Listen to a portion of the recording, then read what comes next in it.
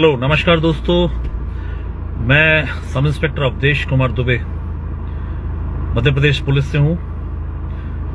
Social media पर रहने वाले मेरे सारे फ्रेंड्स तो शायद मुझे जानते ही हैं। आज मेरे दिल में बहुत कुछ था, तो आज मैं पहली बार लाइव आया हूं। मुझे पता भी नहीं लाइव कैसे आते हैं। एक बार और इसके पहले मैंने असफल प्रयास किया था कुछ मिनट का, और उसके बाद फिर काट दिया था। तो नाउ आई एम रेडी। दिल में बहुत कुछ है, सोशल मीडिया प्लेटफॉर्म पर दुनिया के सामने शेयर करना चाहता हूं। हमारे देश और प्रदेश की जनता, जहां तक भी मेरा संदेश पहुंच जाए, वहां तक अपने दिल की बात कहना चाहता हूं। मेरे वीडियो बनाने का ये मतलब कतई नहीं है कि मैं वायरल हो जाऊं या मेरा वीडियो कोई वायरल हो जाए। तो उम्मीद करता हूं आप लोग मेरी बात को समझेंगे। हालांकि मैं मध्य प्रदेश पुलिस को रिप्रेजेंट जरूर करता हूं, पर इस वीडियो में मैं रिप्रेजेंट नहीं कर रहा हूं। ये मेरे अपने विचार हैं, निजी विचार हैं। तो थोड़ी सी भूमिका इसलिए बना रहा हूं कि ज्यादा से ज्यादा लोग जो है मेरे साथ जुड़ सकें, समझ जाए, मेरी बात को सुने वो।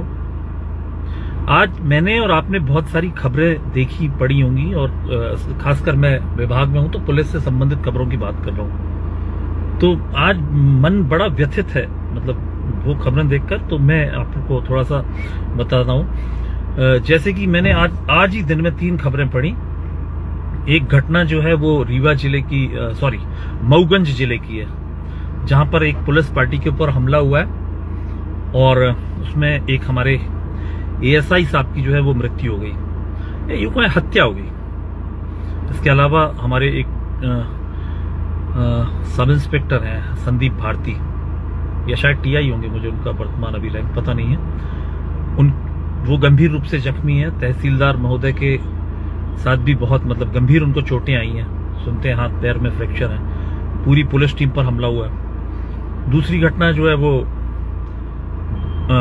इंदौर में हुई है। इंदौर में तुकोगंज और परदेसीपुरा थाने का कुछ विवाद था, तो वहां भी पुलिस के साथ खासी झूमा झटकी, और उनकी वर्दी फाड़ना, धक्का देकर नीचे गिराना। और तीसरी घटना जो है ग्वालियर में हुई है। मेरा ही बैचमेट है, थाना प्रभारी की ड्यूटी कर रहा है वहां भी कुछ मंचलों को कुछ एक आरक्षक के द्वारा रोके टोके जाने के बाद जो है, मौके पर उसके पहुंचने के बाद झूमा झटकी हुई है, और कुछ चोटें वगैरह भी आई है। इन 3 घटनाओं में एक समान चीज ये देखी गई है, या मैंने देखी है और आपने भी देखी होगी, कि ये सारी की सारी घटनाएं जो पुलिस के विरुद्ध हुई हैं, इसमें सब में कोई ना कोई किसी बेस पर एक कम्युनिटी थी। प्रोफेशनल तौर पर देखें तो प्रोफेशन बेस्ड कम्युनिटी थी। इंदौर की घटना में सारे हमारे वकील साथी थे। मऊगंज में देखें तो हमारे आदिवासी भाई लोगों की कम्युनिटी थी। जहां भी कह लें कि एक कम्युनिटी की जब भीड़ इकट्ठी हुई तो पुलिस के ऊपर दबाव बनाया गया। दबाव बनाए जाने के बाद हिंसा हुई। और बात यह नहीं कि हिंसा हुई है, संवैधानिक अधिकार है सभी के, सबको अपनी अपनी बात रखने का अधिकार होता है, और पुलिस तो खैर खुले मंच पर होती है। तो पुलिस के साथ माहौल में अराजकता पैदा करना, और मैं क्या ही बोलूं, कि एक हमारे एएसआई साहब की हत्या कर दी गई, तहसीलदार साहब, टीआई साहब गंभीर रूप से घायल, और भी कई पुलिस कर्मियों को चोटें। ये बात ये नहीं है कि ये घटना, कई लोग बोलते हैं कि एक सामान्य आदमी के साथ होती से क्या होती। सामान्य आदमी के साथ हो जाना, और उसके साथ होना जो सामान्य आदमी की रक्षा के लिए नियुक्त है, या जो सेवा इसी चीज की दे रहा है कि उसको सामान्य आदमी के अधिकारों की और सामान्य आदमी की रक्षा करनी है। मन इतना व्यथित है कि मैं एक ऐसे विभाग से हूं कि हम कभी भी भीड़ नहीं बना सकते। वरना जैसे आपका ऑर्गेनाइजेशन है, जैसे आपने बोला कि फलाना एकता जिंदाबाद, फलाना वो जिंदाबाद, हम नहीं कह सकते कभी कि हमारी कोई ऑर्गेनाइजेशन नहीं है। तो मेरा आप लोगों से यही कहना है कि क्या हम ऐसे ही शिकार होते रहेंगे मध्य प्रदेश पुलिस? और ये बात कहने के लिए मैं क्यों आया हूं, मैं, हालांकि मुझे मेरी सैलरी मिल रही है, पर महीने के अंत में 59,880 रुपए के लिए मैं सिर्फ कुछ ना बोलूं यहाँ की, मैं क्यों बोलूं, मेरे साथ तो क्या ही हुआ है, और मुझे कोई दिक्कत भी नहीं है। मैं छतरपुर जिले में पोस्टेड हूं, तो इन सब चीजों से मेरे ऊपर कोई भी प्रत्यक्ष अप्रत्यक्ष किसी तरह का कोई प्रभाव नहीं पड़ा है। लेकिन मैं आपको बता दूं कि इसके पहले मेरी पुलिस विभाग की सेवा काल जो है वो मतलब 8 वर्ष का ही सेवा काल है अभी। इसके पहले मैं सेना में रहा हूँ 18 साल, 18.5 साल मैंने सेना में सेवा दी है। तो है मुझ में इतना जज्बा कि मैं किसी भी मंच पर खड़ा होकर अपनी बात कह सकता हूँ। इसका क्या प्रभाव पड़ता है मेरी सेवा पर, प्रतिकूल प्रभाव पड़ता है, अनुकूल तो खैर क्या ही पड़ेगा, मुझे इस चीज की चिंता नहीं है। लेकिन जो दिल में है वो बोलूंगा कि क्यों पुलिस विभाग ऐसी भीड़ तंत्र का शिकार हो रहा है। आप बताइए, मैं आपको इंदौर की घटना के बारे में ब्रीफ कर रहा हूं, जिसको ना भी पता हो तो मैं आपको बताता हूं कि मतलब एक आपने वीडियो देखा होगा, आप देख लीजिए वीडियो, सोशल मीडिया पर वायरल वीडियो है। एक कोई व्यक्ति है, वो स्कूटी पर जा रहा है, सामने खड़े हुए 3 लोग हैं, उनसे उसका कुछ वाद विवाद होता है, कुछ बात होती है, वो तीनों लोग आकर जो है उसके ऊपर झपट पड़ते हैं और मारपीट करने लगते हैं। इतने में पता नहीं कहां से एक आरक्षक आता है, तो वो सीधा आकर उन तीनों के ऊपर आक्रामक हो जाता है और डंडे से मारकर उनको अलग करता है। अब संवैधानिक अधिकारों के तहत देखा जाए तो आप कह सकते हैं हाँ ये तो बहुत गलत हुआ है, उसने डंडा क्यों मारा बिना बात किए। लेकिन जब 3 लोग किसी असहाय व्यक्ति को मार रहे हैं और वो व्यक्ति आप होते, आपका कोई परिजन होता, तो आपको ये कृत्य बहुत अच्छा लग रहा होता।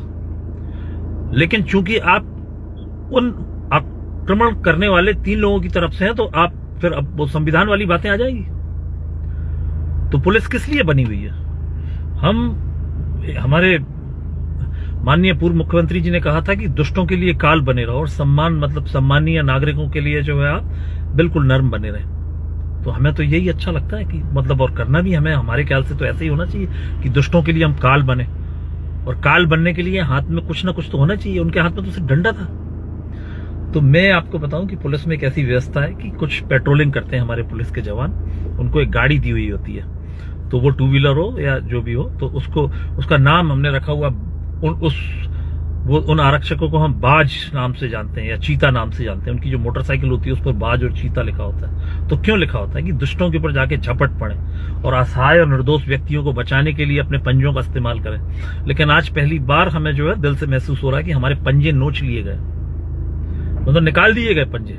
मतलब मुझे इतना दुख हो रहा है। ठीक है, हर चीज संवैधानिक दायरे में हुई है, उनके ऊपर FIR दर्ज करा दी गई है, सॉरी उनको सस्पेंड कर दिया गया, FIR नहीं दर्ज हुई, वो भी हो जाएगी तो कोई बड़ी बात नहीं है। मतलब वो हमारे वकील साहिबानों के ऊपर हाथ उठाया उन्होंने, और उन वकील साहिबानों के ऊपर हाथ उठाया जिनकी छोटी मोटी हिस्ट्री शीट है, थोड़ा सा एक क्राइम रिकॉर्ड है, 2, 4, 6 अपराध हैं, देखा जा सकता है। उनके थोड़े बहुत अपराध हैं, उनमें मारपीट के कुछ वही 5-6 अपराध हैं, और उनके बेटे और भतीजों के विरुद्ध भी कुछ अपराध दर्ज हैं। उसकी भी सोशल मीडिया पर अच्छा खासा वायरल है, बताने की क्या जरूरत है, देखा जा सकता है। उनके विरुद्ध उन्होंने जो एक्शन लिया, तो ठीक है वो सस्पेंड हो गए। कल को ऐसा ही कोई काम होगा तो मैं आज सोशल मीडिया प्लेटफॉर्म पे हूं, बता दूं, मैं भी वही करूंगा जो उन आरक्षकों ने किया था। सस्पेंड होना भी मंजूर है, और मैं उन आरक्षकों से कहना चाहता हूं कि मेरे जैसा हर शासकीय सेवक उनके साथ है। वो बेदाग बरी होंगे, जांच होगी, इस चीज से बेदाग बरी होंगे, हमें इस चीज का पूरा विश्वास है। और नहीं भी होते हैं तो उनका जमीर जिंदा रहना चाहिए। और आप कल्पना कीजिए कि अगर वो आरक्षक देखते हुए भी कुछ ना करते तो आज वो सस्पेंड नहीं होते, उनका जमीर लेकिन खा जाता उनको। मतलब मुझे तो मतलब इस कभी कभी ऐसा दिल करने लगा, टीस उठने लगी है दिल में कि मतलब मैं पहले सेना में था और मैं यहां आ गया मतलब क्या बोलूं मैं, हाथ मतलब तीर भी चलाने और परिंदे भी बचाने, तो ऐसे कैसे तीर चला रहा हूं मैं, मतलब क्या तीर चलाऊं, कैसे शस्त्र दिए हैं हमको। शीर्ष नेतृत्व हमारा माननीय मुख्यमंत्री जी से करबद्ध निवेदन करता हूं कि मुख्यमंत्री जी, आदरणीय मुख्यमंत्री जी, कृपया करके हमारी ओर देखिए। हालांकि मैं इस चेन में बहुत छोटे से ओहदे पर हूं, पर फिर भी मैं निवेदन करता हूं मेरे जैसे हजारों शासकीय सेवक और खासकर पुलिसकर्मियों की तरफ से कि कृपया हमारी ओर देखिए, हमारा दम्भ जिंदा रहने दीजिए। लोगों को बहुत अच्छा लगता है जब हम अपराधियों का जुलूस निकाल देते हैं, लेकिन दुर्भाग्य से जब ऐसा ही कोई अपराधी किसी कम्युनिटी विशेष से होता है तो हमारे विरोध में चक्के जाम, सड़कें जाम, अराजकता, लोगों को बंदी बनाना। इंदौर की जनता बेहतर जानती होगी कि इंदौर की जनता के साथ क्या हुआ होगा और क्या मतलब उसका जो आज नियति, जो उसका आज रिजल्ट देखा हमने कि वो सस्पेंड हो गए, तो समझ से परे है मतलब। और मतलब आपको मैं बता दूं, आप एक बार सोचिए कि हमारे बल की कितनी कमी है, हम कैसे मैनेज कर रहे हैं। आज हम मतलब होंगे कोई कारण जिनकी वजह से भर्ती नहीं हो पा रही है, शासन का वो है, मैं नहीं जानता हूं क्यों भर्ती नहीं हो पा रही है कोई। पर आज मैं अगर मेरे समानांतर पद के जो पद रिक्त हैं समानांतर रैंक के, तो उस कार्य को मुझे ही करना है, तो वो ओवरलोड मेरे ऊपर ही पड़ रहा है, वो बर्डन मेरे ऊपर पड़ रहा है। ये अगर आप मान लीजिए कि मेरे थाने पर 4 सब इंस्पेक्टर्स की आवश्यकता है या उनकी स्वीकृति है उस बल की, तो वहां पर मेरे जैसा एक सब इंस्पेक्टर अगर पदस्थ है तो वो कार्य भी मुझे ही करना है। ऐसा तो नहीं है कि वो कार्य नहीं होगा।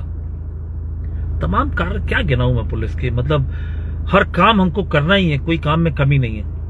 इतनी गालियां देते हैं लोग, पुलिस का कोई वीडियो वायरल हो जाता है तो हम कमेंट सेक्शन में जाकर पढ़ते हैं, आज मजा आया, आज बहुत अच्छा हुआ, आज तो वाह भाई मजा आ गया यार, ये जो इनने पुलिस वालों ने मार खाई है, आज इनका पता चला, चोर उचक्के रिश्वतखोर ना जाने क्या क्या। वो ऐसे लोग जो ये कमेंट करते हैं, उन लोगों से भी मेरा एक ही कहना है कि भाई साहब, जब भी आपके घर में चोरी हो जाए, कोई गुंडा मवाली आपको कभी चोट पहुंचा दे, आप किसी ऐसे अराजक तत्व के शिकार हो जाएं, तो मत जाइएगा थाने, क्योंकि आपने तो हमें जिस मतलब उससे सुशोभित किया है, जिन संज्ञाओं से और जिन नामों से, तो फिर आपका जाना बनता भी नहीं है। चलेगा क्या आपका काम? नहीं चलेगा। आज से 10 साल पहले, करीब 11 साल पहले, साउथ इंडिया में किसी एक नेता ने बोला था, तथाकथित नेता ने बोला था कि 15 मिनट के लिए पुलिस हटा लीजिए फिर देखिए। तो मतलब मैं उसके भाषण की तरफ नहीं जा रहा हूं ना, उसके भाषण में कुछ ऐसा था, लेकिन एक बार सोचिए आप कि उसने भी ये कहा था कि 15 मिनट के लिए पुलिस को हटा लीजिए। तो भय है पुलिस का आज भी, किसमें? सामान्य व्यक्तियों में नहीं है, अराजक तत्वों में, असामाजिक तत्वों में, चोर गुंडे मवालियों में आज भी पुलिस का भय है कि लोगों को ये कहना पड़ता है ऐसे लोगों को कि 15 मिनट के लिए पुलिस को हटा लीजिए। आप कल्पना कीजिए कि अगर कोई पुलिस की ऐसी यूनियन होती या पुलिस हड़ताल आदि से काम बंद कर देती या ऐसा कुछ होता, तो मतलब आप कल्पना कीजिए कि कैसे सामान्य जीवन चलता। मैं ये बताकर आपकी हमदर्दी कतई नहीं बटोरना चाहता हूं कि हम संडे को काम करते हैं, हम त्योहारों के दिन काम करते हैं, हम ये करते हैं। हम यहां पर we are here by choice, not by luck. तो हम अपनी पसंद से यहां पर आए हैं, तो हमें ये सब करना ही है, ये हम आप पर एहसान नहीं कर रहे हैं। लेकिन ऐसा काम, इतना काम करने के बाद भी जब ऐसी घटनाएं होती हैं तो दिल पर थोड़ा सा दुख होता है। मेरी 3 बहनें, तीनों बहनों के आज फोन आ चुके हैं, आज भाई दूज है, तीनों बहनों के फोन आ चुके हैं, तीनों बहनों का मैसेज आ चुका है। तो मैं फिर कह रहा हूं कि मैं आपकी हमदर्दी नहीं बटोरना चाहता ये कहकर कि मैं आज भाई दूज पर घर नहीं पहुंच पाया। मेरी ड्यूटी ऐसा है, मुझे इसके लिए पे किया जाता है, और 12 महीने की जगह मुझे 13 महीने की सैलरी पे की जाती है, ठीक है। लेकिन वो छोड़ दीजिए, आप इतवार भी काउंट करेंगे तो साल में मेरे ख्याल से 52 हफ्ते होते हैं, तो 52 इतवार होते हैं, तो 52 दिन हो गए, तो वो हम ले लेते हैं सैलरी, ठीक है, वो बात नहीं है, इशू नहीं है। पर आप एक बार सोचिए कि आपकी सुरक्षा में लगा हुआ बल, मतलब उसके साथ आप कैसा व्यवहार कर रहे हैं। आप हत्या कर दी आपने एक पुलिसकर्मी की, मतलब एक समाज विशेष के लोगों ने, मतलब रीवा में, मतलब क्या कहना क्या था कि एक जो उनका एक आदमी है वो वाहन दुर्घटना में मरा था, नहीं उसको तो मारा गया है, और आपने जो है जिसके ऊपर आपको शंका थी आपने उसको बंदी बना लिया, और जब उसको छुड़ाने गए तो आपने एक टीआई के हाथ पैर मतलब गंभीर रूप से जख्मी कर दिया, तहसीलदार साहब को मतलब गंभीर रूप से एक एसएफ के जवान की हत्या कर दी। मतलब कहीं है नाम उनका, है कहीं नहीं है नाम उनका। कैसे विभाग में काम कर रहा हूं मैं, मेरे को तो कभी कभी हीक उठने लगती है यार। मैं मतलब अब तो बस भी नहीं चलता कि मतलब कभी कभी दिल होता है कि छोड़ दूं। मैं लिख लेता हूं, कभी कभी अपना इस्तीफा लिख डालता हूं कि ये लिख देता हूं, ये दे देता हूं, फिर सोचता हूं कि क्या मेरे जाने से सिस्टम सुधर जाएगा। फिर मन में आया कि एक बार आवाज उठा देता हूं, शायद किन्हीं सही कानों तक ये आवाज मेरी चली जाए। मेरी ये आवाज शायद किन्हीं सही कानों तक चली जाए, कोई हमारी बेबसी समझ ले कि हम कितने बेबस हैं। हमें जो नाम दिए गए हैं, हमारे स्क्वाड्स को चीता, बाज, इनके नाखूनों को नोच दिया गया है, इनकी शक्ति छीन ली गई है। मेरा मैसेज देखने वाले जो भी ऐसे लोग जिनके हाथ में कुछ पावर है, जो मुझसे बहुत बड़े बड़े ओहदों पर बैठे हैं, मैं उनसे जो है वो करबद्ध निवेदन करता हूं कि सर कृपया हमारी स्थिति को देखिए, हमें समझिए, हमारे स्वाभिमान को जिंदा रहने दीजिए। कितनी खुश होती है जनता जब लोगों के, अपराधियों के, गलत लोगों के जुलूस निकलते हैं, लेकिन बस वही नेता, तो वही जो आदमी है, अगर वो किसी छोटी मोटी कम्युनिटी का निकल जाता है और उस कम्युनिटी के लोग भीड़ बना के इकट्ठे हो जाते हैं और उसके लोग नेतागिरी करने लगते हैं साथ में, तो मतलब क्या होता है फिर रिजल्ट, है ना?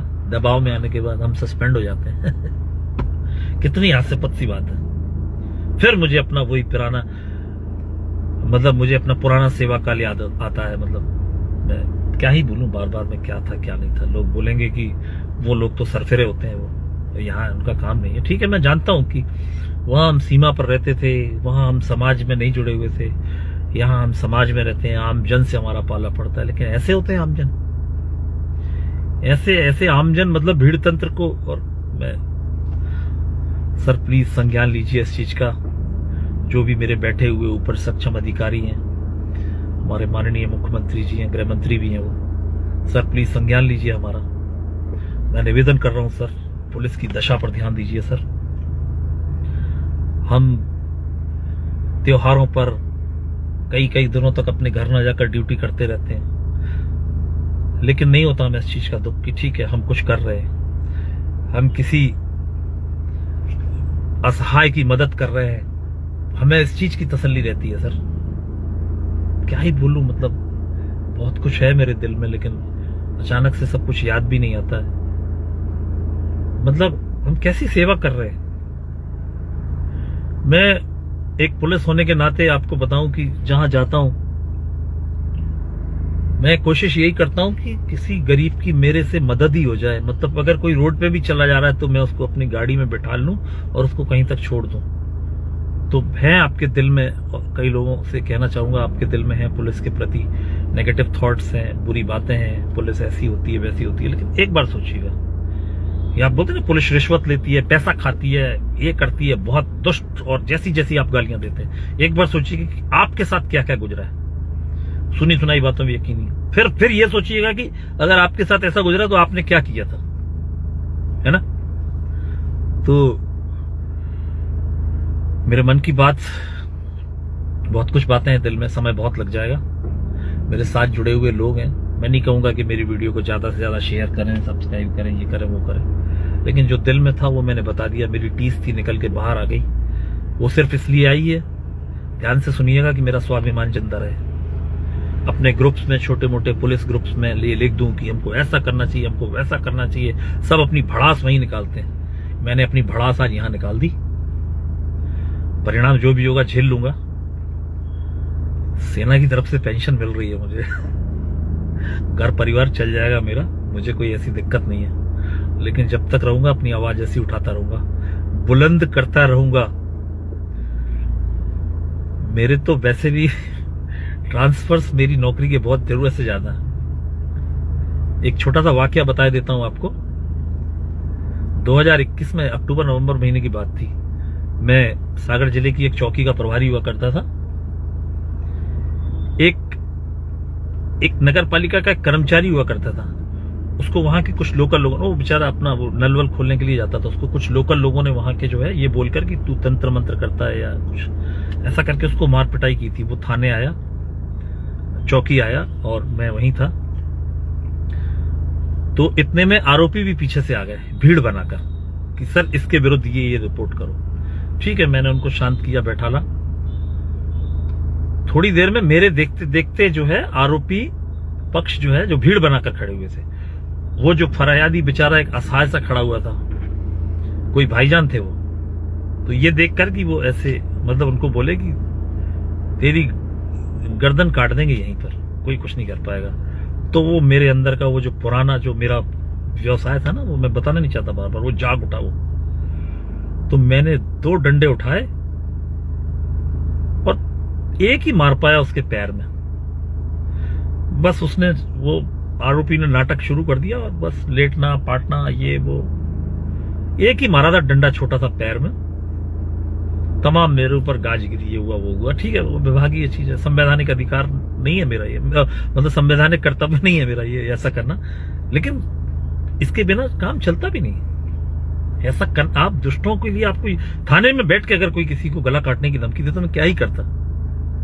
अभी कई लोग बोलेंगे यार तुम अपनी नौकरी खतरे में डाल रहे हो ये सब बोल बोल के। तो भैया अब नौकरी वोकरी का ज्यादा कोई टेंशन है नहीं है। अब नौकरी ऐसी करनी है स्वाभिमान जिंदा रहे।